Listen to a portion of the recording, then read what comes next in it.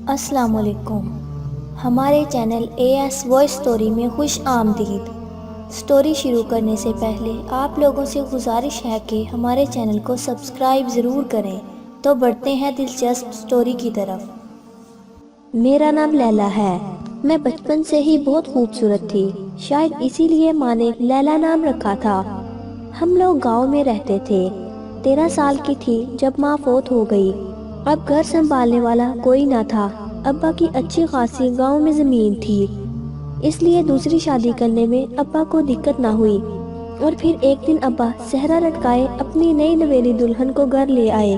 میری ایک چھوٹی بہن تھی، ہم دونوں بھی خوب بن ٹھن کر تیار ہوئی اور اپنی نئی اماں کا خوب استقبال کیا۔ عمر میں تو وہ ابا سے کافی چھوٹی تھی، لیکن گاؤں کی عورت ہونے کی وجہ سے وہ کم عمر نہ لگتی تھی، کیونکہ وہ ایک صحت مند اور جٹی قسم کی عورت تھی، جبکہ ابا سنگل پسلی تھا۔ خیر نئی ماں گھر آ گئی اور ابا اس کے ناز نخرے اٹھانے میں لگ گئے، کیونکہ وہ خاصی خوبصورت تھی۔ ابا صبح کام پر چلے جاتے اور ہم لوگ اسکول چلے جاتے۔ چند ماہ تو بہت اچھے گزرے۔ ایک دن اسکول سے گھر لوٹے تو ایک شخص ہمارے گھر کی بیٹھک میں بیٹھا تھا۔ اماں نے بتایا کہ یہ میرا رشتہ دار ہے، دوسرے گاؤں سے آیا ہے۔ شام کو ابا بھی آ گئے۔ نئی اماں کا وہ رشتہ دار کسی کام سے ہمارے گھر آیا ہوا تھا۔ ابا نے بھی اپنا سسرالی سمجھ کر اس کی خوب آؤ بھگت کی۔ کچھ دن وہ ہمارے گھر رہا اور پھر چلا گیا۔ اس کا نام انصر تھا۔ عمر میں وہ اماں سے 2-3 سال چھوٹا ہی ہوگا۔ وقت گزرتا گیا اور انصر اکثر اوقات ہمارے گھر آ جاتا۔ ایک دن اسکول سے گھر لوٹی تو بیٹھک کا دروازہ بند تھا۔ اماں بھی سامنے نہ تھی۔ گاؤں میں عموماً لکڑی کے دوپٹے والے دروازے ہوتے ہیں جن کے درمیان تھوڑا سا خلا ہوتا ہے۔ اندر بالکل خاموشی تھی، کوئی آواز بھی نہیں آ رہی تھی۔ جب میں نے دروازے کی اوٹ سے اندر جھانکا تو اماں کا وہ رشتہ دار جس کا نام انصر تھا اماں کی گود میں سر رکھ کر لیٹا ہوا تھا، اور اماں پیار سے اس کے بالوں میں ہاتھ پھیر رہی تھی۔ یہ سب دیکھ کر مجھے بہت غصہ آیا، کیونکہ وہ میرے باپ کی امانت میں خیانت کر رہی تھی۔ میری بہن مجھ سے 1 سال چھوٹی تھی۔ جب یہ بات میں نے اپنی چھوٹی بہن کو بتائی تو وہ کہنے لگی، دیکھ لیلا، ایسی باتوں پر قتل ہو جایا کرتے ہیں، ایسا نہ ہو کہ ابا کسی مصیبت میں پھنس جائیں، بہتر ہے خاموشی اختیار کر لو۔ میں نے بھی اس میں ہی بھلائی جانی اور کسی سے اس بات کا ذکر نہیں کیا۔ وقت گزرتا رہا اور ہم کھلی آنکھوں سے سارا کھیل دیکھتے رہے۔ مجھے معلوم نہیں تھا کہ میری یہ خاموشی ایک طوفان کا پیش خیمہ بن جائے گی۔ ایک صبح جب اماں کے شور سے آنکھ کھل گئی، کمرے میں جا کر دیکھا تو اماں زور زور سے بین کر رہی تھی، ہائے میں کیا کروں، بڑی جوانی میں مجھے چھوڑ کر چلا گیا، مجھ پر سکتہ طاری ہو گیا، ابا ہمیں چھوڑ کر جا چکے تھے۔ جب میں نے قریب ہو کر دیکھا، ابا کی آنکھیں پتھرائی ہوئی تھی۔ میں سمجھ گئی تھی کہ یہ موت قطعی نہیں ہے۔ ابا کے منہ سے جھاگ نکل رہی تھی۔ سمجھ گئی کہ یہ سب اس منحوس عورت کی کارروائی ہے۔ وہ ہوشیار عورت تھی، اس نے جلد از جلد اپنے رشتہ دار بلائے، اس میں انصر بھی شامل تھا، اور انہوں نے ابا کی تدفین کر دی۔ ابا کی تدفین کے بعد کچھ دن تو اماں نے آرام سے گزارے، اور پھر اس کا رویہ ہم سے بھی بدل گیا۔ بات بات پہ ہم کو جھڑکیاں دیتی، اور پھر آہستہ آہستہ اس نے ہمیں اسکول سے بھی ہٹا لیا۔ اب سارا دن ہم سے گھر کے کام کرواتی، اور جب ہم گھر کے کام کر کے فارغ ہوتے تو ایک کو کہتی کہ میرے پیر دباؤ، اور ایک کو سر کی مالش پہ لگا لیتی۔ وقت گزرتا رہا اور میرا صبر جواب دیتا رہا۔ آہستہ آہستہ ابا کی ساری زمین انصر نے اپنے قبضے میں کر لی۔ اب زیادہ وقت وہ ہمارے گھر میں ہی رہتا تھا۔ ایک دن جب اماں اپنے پاؤں دبوا رہی تھی تو انصر بھی پاس ہی بیٹھا تھا۔ میری چھوٹی بہن سے کہنے لگا، چلو تم میرے پاؤں دباؤ۔ میں نے کہا، میری بہن آپ کے پاؤں نہیں دبائے گی، آپ ہمارے لیے نامحرم ہیں، اس لیے بہتر ہے کہ ایسی فرمائشیں آپ نہ ہی کریں۔ اس بات پر اماں نے ایک تھپڑ مجھے دے مارا۔ میرے ہاتھ میں تیل کی بوتل تھی، جس سے سارا تیل اماں کے اوپر گر گیا۔ اماں نے مجھے بالوں سے پکڑ لیا۔ اس دوران انصر نے بچ بچاؤ کروا دیا اور مجھے اندر کمرے میں بھیج دیا۔ اس دن میں نے فیصلہ کر لیا تھا کہ اب میں اس گھر میں نہیں رہوں گی۔ وہ ساری رات ہم دونوں بہنوں نے جاگ کر گزاری۔ صبح 5 بجے ہم نے ایک گٹری میں اپنے کپڑے باندھے اور گھر سے نکل کھڑی ہوئی۔ اپنے گھر کو آخری بار محبت سے دیکھا اور اپنی بہن کا ہاتھ پکڑ کر گھر سے نکل آئی۔ مجھے معلوم تھا کہ صبح 6 بجے روز بس گاؤں سے شہر جاتی ہے۔ ہم لوگ بس اسٹاپ پر گئے۔ 6 بجے والی بس آئی تو بس میں بیٹھ گئی۔ ابا کا ایک دوست شہر میں رہتا تھا جو ابا سے گندم وغیرہ خریدتا تھا۔ جب ابا فوت ہو گئے تو اس نے بھی گاؤں آنا چھوڑ دیا۔ مجھے ان کا پتہ معلوم تھا کیونکہ میں ایک بار ابا کے ساتھ شہر آ چکی تھی۔ ہم دونوں چاچا رشید کے گھر پہنچ گئی۔ چاچا ہمیں بہت پیار سے ملا۔ میں نے اپنی ساری کہانی سنا ڈالی۔ چاچا بولا تمہارا باپ اگر آج زندہ ہوتا تو یہ نوبت نہ آتی۔ خیر تم فکر نہ کرو، ابھی میں زندہ ہوں، مجھے بھی اپنے باپ کی جگہ سمجھو، تم جب تک چاہو یہاں رہ سکتی ہو۔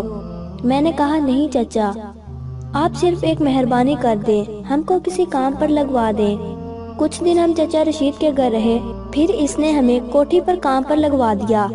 کوٹھی کافی بڑی تھی، ان لوگوں نے ہمیں ایک چھوٹا سا اسٹور رہنے کو دے دیا۔ کوٹھی میں ایک مالکن اور صاحب جی رہتے تھے۔ ان کی بیٹی مجھ سے تھوڑی سی چھوٹی ہوگی، جبکہ بیٹا ابھی 1 سال کا تھا۔ چند دن میں ہی میں نے گھر کا سارا کام سنبھال لیا۔ مالکن بھی مجھ سے خوش تھی اور صاحب جی بھی۔ کوٹھی پر ایک 22-23 سال کا لڑکا بھی رہتا تھا جو ان کا خانسامہ تھا۔ وہ صبح آ جاتا اور شام کو واپس چلا جاتا۔ وقت گزرتا رہا اور میں نے نوٹ کیا کہ جب صاحب جی دفتر چلے جاتے ہیں تو وہ خانسامہ اکثر مالکن کے کمرے میں بیٹھا رہتا ہے۔ تاہم اتنی ہمت تو نہ ہوئی کہ ان سے پوچھ سکتی یا اندر جا کر دیکھ سکتی کہ یہ خانسامہ اتنی دیر کمرے میں کیا کرتا ہے۔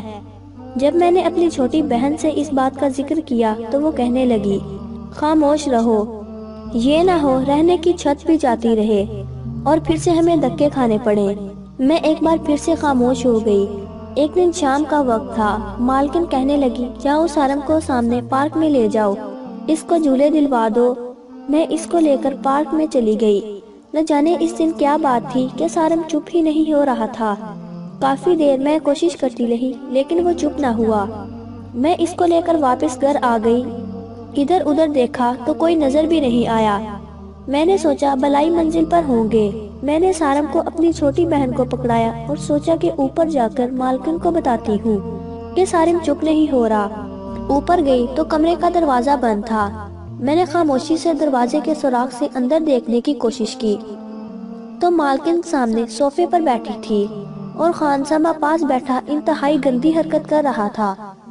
میں دہل کر رہ گئی۔ سوچ بھی نہیں سکتی تھی کہ اس قدر پڑھی لکھی اور سمجھدار عورت ایسا بھی کر سکتی ہے۔ اسی دوران مالکن نے میری آہٹ محسوس کر لی اور دروازے کے نیچے والے حصے سے اس نے میرے پاؤں دیکھ لیے تھے۔ وہ ایک بجلی کی رفتار سے اٹھی اور لپک کر دروازہ کھول دیا۔ میری سمجھ میں نہیں آیا کہ اب کیا کروں۔ پھر مالکن نے میرا بازو پکڑ کر زور سے اندر کھینچ لیا اور دروازہ بند کر دیا۔ پھر ایک زوردار تھپڑ منہ پر مارا اور کہنے لگی تجھ کو تو کہا تھا کہ سارم کو باہر پارک میں لے جا۔ میں نے کہا مالکن۔ اس نے میری بات نہ سنی اور پھر بالوں سے پکڑ کر زمین پر گرا دیا اور ایک زوردار ٹانگ میرے پیٹ میں ماری۔ میں نے ہاتھ جوڑ دیے۔ میں نے کہا مالکن میں نے کچھ بھی نہیں دیکھا۔ وہ بولی تم کو ابھی بتاتی ہوں تم نے کیا دیکھا ہے اور کیا نہیں۔ اور پھر اس نے خانسامہ کو اشارہ کیا۔ خانسامہ نے مجھے پکڑ لیا۔ پھر وہ خبیث عورت صوفے پر تماشائی بن کر بیٹھ گئی اور خانسامہ اس کے سامنے میری عزت کی دھجیاں بکھیرتا رہا۔ میں روتی چیختی چلاتی رہی لیکن میری آواز سننے والا کوئی نہیں تھا۔ کچھ دیر بعد وہ دونوں مجھے کمرے میں ہی چھوڑ کر نیچے چلے گئے۔ اپنی بربادی پر سوائے آنسو بہانے کے اور کچھ تھا ہی نہیں۔ میرے پاس شام کو صاحب جی گھر آئے تو آتے ہی انہوں نے مجھ پر برسنا شروع کر دیا۔ کہنے لگے تم نے مالکن کے پرس سے پیسے چرائے ہیں۔ میں نے کہا نہیں صاحب جی۔ اس پر مالکن اٹھی اور میرے منہ پر تھپڑوں کی بارش کر دی۔ اسے خود میں نے کمرے کی الماری سے پیسے چراتے دیکھا ہے۔ پھر انہوں نے خانسامہ کو بلایا اور کہنے لگی اب اس سے پوچھ لیں۔ خانسامہ کہنے لگا جی صاحب جی، میں نے اس کو خود اوپر والے کمرے میں جاتے دیکھا تھا۔ پھر مالکن بولی اس کو ابھی اور اسی وقت گھر سے نکال دے۔ صاحب جی اچھے آدمی تھے، وہ کہنے لگے اچھا چھوڑو معاف کر دو، چھوٹی معصوم بچیاں ہیں کہاں جائیں گی، ان کا تو یہاں کوئی بھی نہیں ہے۔ پھر صاحب جی نے مجھے اپنے پاس بلایا اور کہنے لگے دیکھو آج کے بعد چوری مت کرنا، جو بھی چیز چاہیے ہو مجھے بتا دینا۔ میں نظریں جھکائے خاموش کھڑی تھی اور ایک غریب لڑکی اس سے زیادہ اور کر بھی کیا سکتی تھی۔ وقت گزرتا گیا اور میں اپنی آنکھیں اور کان بند کر کے اپنا وقت گزارتی رہی۔ 2 سال ایسے ہی بیت گئے۔ ایک دن مالکن اور صاحب جی نے کسی کام سے باہر جانا تھا۔ وہ جب بھی باہر جاتے تو خانسامہ کو چھٹی دے دیتے۔ اس دن بھی انہوں نے خانسامہ سے کہا، ہم لوگ آج ذرا باہر جا رہے ہیں، تم آج جلدی چھٹی کر لو۔ وہ چھٹی کر کے گھر چلا گیا۔ ان کی بیٹی رمشا جو ابھی اسکول سے نہ لوٹی تھی، مجھے مالکن نے کہا کہ جب وہ آئے تو اس کا خیال رکھنا اور اس کے پاس ہی کمرے میں بیٹھنا۔ دوپہر کو 2 بجے کے قریب وہ اسکول سے آئی تو میں نے اسے کھانا لا کر دیا۔ اس کو کھانا کھلا کر میں اس کے پاس ہی بیٹھ گئی۔ وہ ویسے بھی مجھ سے بہت پیار سے پیش آتی تھی، اس لیے وہ مجھے اچھی لگتی تھی۔ تھوڑی دیر بعد دروازے پر بیل ہوئی تو دیکھا تو خانسامہ تھا۔ کہنے لگا، مالکن آ گئی ہیں؟ میں نے کہا نہیں۔ پھر کہنے لگا، اچھا کچھ کام ہے، میں ان کا انتظار کر لیتا ہوں۔ میرے منع کرنے کے باوجود وہ اندر چلا آیا۔ اندر آ کر اس نے ادھر ادھر جھانکا اور پھر رمشا کے کمرے میں چلا گیا۔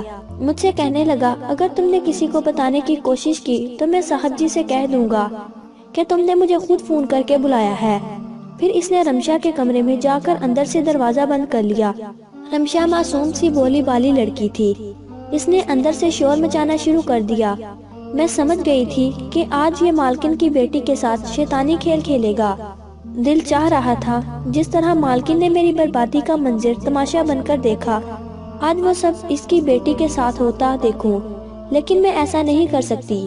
شاید میرا ضمیر ابھی زندہ تھا۔ میں بھاگ کر ساتھ والے گھر میں گئی اور ان کو سارا ماجرا بتایا۔ وہ گھر کے سب افراد جلدی سے میرے ساتھ آ گئے۔ انہوں نے آتے ہی زور زور سے دروازہ پیٹنا شروع کر دیا۔ خانسامہ نے گھبرا کر دروازہ کھول دیا۔ پھر انہوں نے صاحب جی کو فون کر کے جلدی سے گھر آنے کو کہا۔ تھوڑی دیر بعد مالکن اور صاحب جی گھر آ گئے۔ پہلے تو انہوں نے خانسامہ کو بہت مارا اور پھر اسے پولیس کے حوالے کر دیا۔ دل تو چاہ رہا تھا کہ آج مالکن کا بھی راز فاش کر دوں، لیکن پہلے کی طرح ایک بار پھر سے خاموش ہو گئی۔ جانتی تھی کہ صاحب جی بہت اچھے آدمی ہیں۔ جب ان کی بیوی کی اصلیت کا انہیں پتہ چلے گا تو گھر برباد ہو جائے گا۔ رمشا کی عزت بچ گئی تھی۔ اگلے دن مالکن نے مجھے اپنے پاس بلایا اور میرے آگے ہاتھ جوڑ دیے۔ کہنے لگی، میں نے تمہارے ساتھ بہت برا کیا، مجھے معاف کر دو۔ میری آنکھوں سے صرف آنسو جاری تھے کیونکہ میں نے انہیں معاف کر دیا تھا۔ یہ تو مکافات عمل تھا جو اس نے میرے ساتھ کیا تھا، آج اس کی بیٹی کے ساتھ ہوا تھا۔ تو دوستو، امید کرتے ہیں کہ آپ کو یہ سٹوری پسند آئی ہوگی۔ مزید ایسی ہی دلچسپ سٹوری سننے کے لیے ہمارے چینل کو سبسکرائب کرنا نہ بھولنا۔ جلد ہی نیو سٹوری کے ساتھ حاضر ہوں گی۔ تب تک اپنا رکھیے خیال۔ خدا حافظ۔